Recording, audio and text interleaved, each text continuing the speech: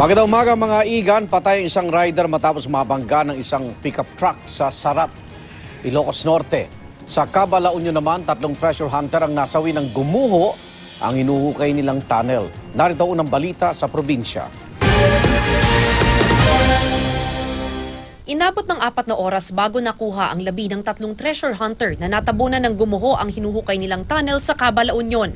Kinilala ang mga biktima na si Wilfredo Gatchalian at mag-amang sina Bonifacio Pepe Rimorin at Jonathan Rimorin. Ayon sa mga otoridad, posibleng gumuho ang lupa dahil lumambot ito bunsod ng malakas na ulan sa lugar. Dead on arrival sa ospital ang isang rider na nabangga ng pickup sa Sarat, Ilocos Norte.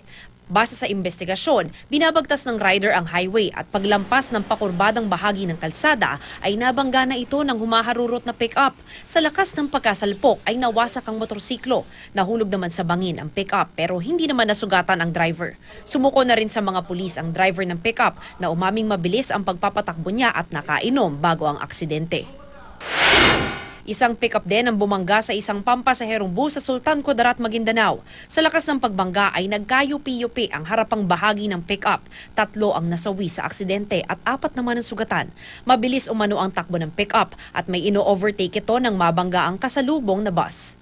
Para sa unang balita, Mav Gonzalez reporting.